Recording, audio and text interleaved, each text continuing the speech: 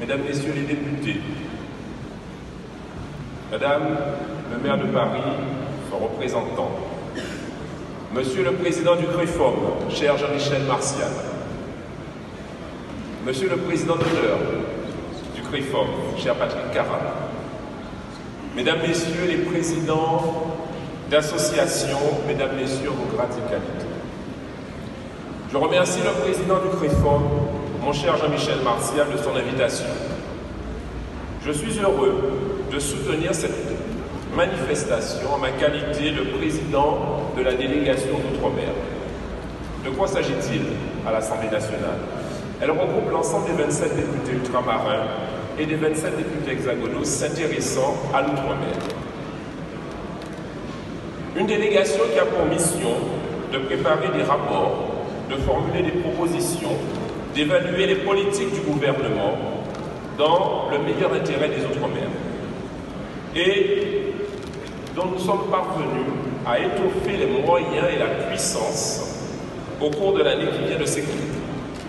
D'ailleurs, nous comptons sur vous pour alimenter nos travaux, c'est déjà le cas pour beaucoup d'entre vous, et participer à la vie de cette délégation qui est, il faut le rappeler, à votre service.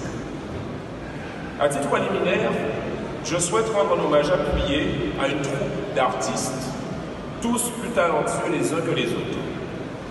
C'est la troupe qui a produit et réalisé, mis en scène, joué, monté et distribué le téléfilm Le Rêve français. C'est une œuvre forte qui met en avant nos histoires et nos cultures que j'ai découvert cette semaine à l'Assemblée nationale lors d'une projection organisée par Éloi Prod et la délégation d'Outre-mer par les exceptionnels France Zopda et Jean-Loup Mondieu. J'ai désiré ancrer mon intervention dans le sillage de la réflexion ouverte par cette œuvre qui revient sur les épisodes méconnus des décennies qui viennent pourtant tout juste de s'écouler. Elle fait la lumière sur un pan entier de l'histoire, du lien entre la France hexagonale et les territoires d'outre-mer, celui de l'exode, provoqué par le rêve français, devrais-je dire, les rêves de France. Certes, ces rêves sont propres à chacun de ceux qui l'ont fait et ils traduisent donc les raisons qui motivent le départ depuis nos territoires vers le territoire hexagonal de France. Dans les années 60, le BUMIDOM, Bureau des migrations outre-mer, animait un départ massif faisant miroiter à nos concitoyens des outre-mer une herbe plus verte de ce côté de l'Atlantique. Aujourd'hui encore, nos territoires et singulièrement la Guadeloupe et la Martinique, qui achèvent en ce moment même leur transition démocratique et démographique, affrontent la fuite de leurs forces vives. Pour une jeunesse qui a soif d'apprendre, rien de plus normal, comme le disait Hégésippe Légitimus.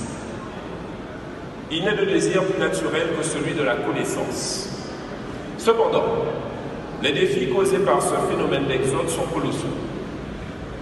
Il y a d'une part un enjeu important à ce que les jeunes femmes et les jeunes hommes formés et expérimentés puissent revenir assumer des responsabilités dans leur territoire. De même, il y a un enjeu à transformer ceux qui réussissent et qui reviennent sur nos territoires en des modèles d'identification positifs. Pour reprendre vos termes, Monsieur le Président du CREFOM, cher Jean-Michel Martial, vous qui poursuivez désormais avec beaucoup de courage l'œuvre entamée il y a quelques années par mon compatriote guadeloupéen Patrick Cara. Car, au-delà même des enjeux pratiques, je crois qu'une exigence supérieure s'impose à nous. Celle d'offrir à nos enfants des perspectives de réussite dans le territoire qui les a vus naître. Car, comme le dit si bien Marie Scondé, l'enracinement est peut-être le besoin le plus important et le plus méconnu de l'âme humaine. C'est la raison pour laquelle, en participant au déplacement du président de la République en Guyane pour le lancement des Assises des Outre-mer, j'ai attiré son attention sur l'insuffisante représentativité de la haute fonction publique dans les Outre-mer par rapport à ce que nous sommes, nous, concitoyens ultramarins. La République et à son cabinet, afin d'en être certain de ne rien oublier de la multiplicité des aspects de cette problématique, le Premier ministre a fait le choix de me confier la préparation d'une mission parlementaire sur le retour des forces vives dans nos territoires le 6 mars 2018. et dont nous allons rendre les conclusions mi-juillet. Les problématiques sont nombreuses.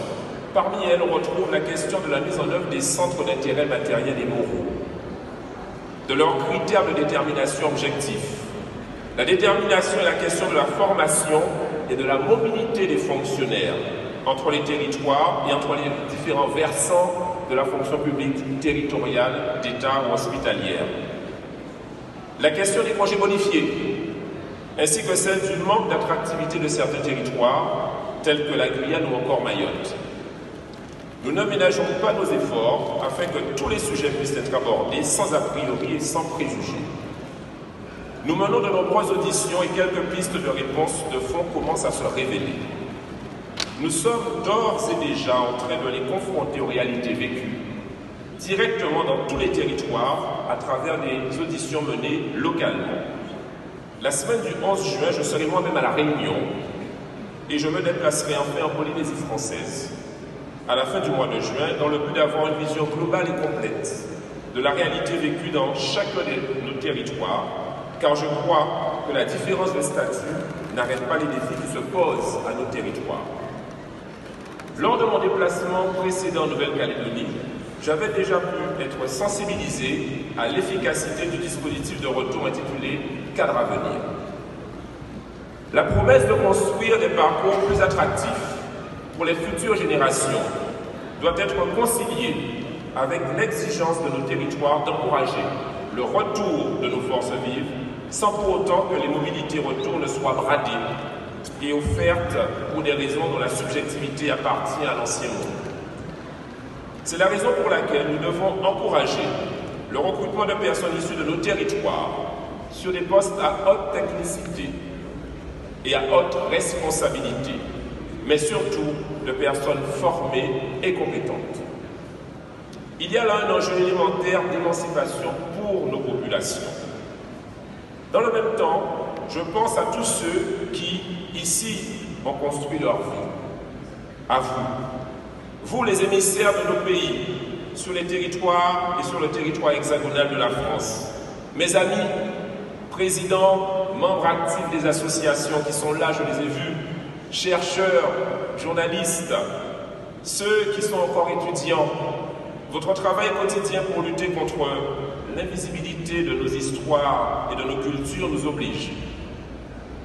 Nous, hommes et femmes politiques, avons le devoir en retour de veiller à ce que vous soyez entendus et que votre lutte pour l'égalité puisse prospérer en marche.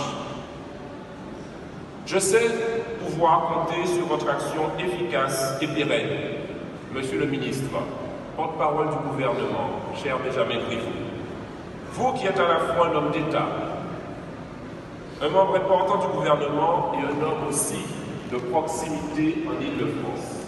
Nous compterons sur vous.